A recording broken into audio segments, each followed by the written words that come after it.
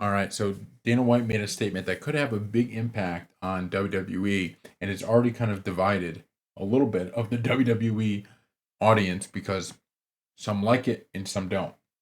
So Dana White had this to say. We're going to show you the clip now. Where you guys do the UFC and Power Slap in the same weekend in the same city. Mm-hmm.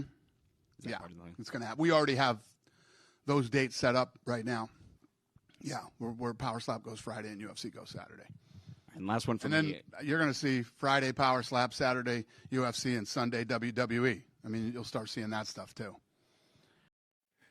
So I could really see, this is one of those things where you look at it and you go, yeah, I can kind of see both sides of the argument. Because on one hand, you have Dana White who's saying, look, we're going to give, imagine if you're a fan of UFC and wrestling, you can go to a Power Slap event on the Friday.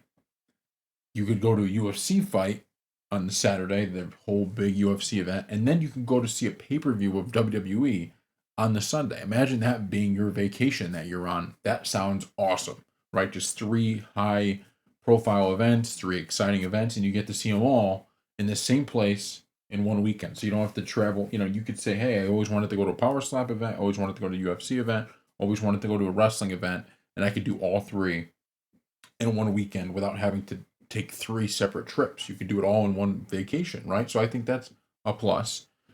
The negatives are, and some Twitter users have made it clear about it, is that there is something about, hey, you wrestling, these pay-per-views sometimes go late.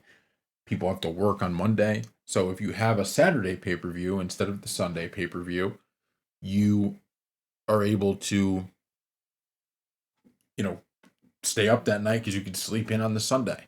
Versus if it's Sunday night, you have to stay up and you're tired and you got to go back to work on Monday. You also have the fact that some people may say, hey, I want to travel to go watch this pay-per-view, but I can't travel if it's on Sunday because then I'd have to find a way home to get back to work for that Monday. Whereas if it's on a Saturday, you could say, hey, we'll go up on a Friday, stay for the event. We use Sunday as a travel day, and then I go to work.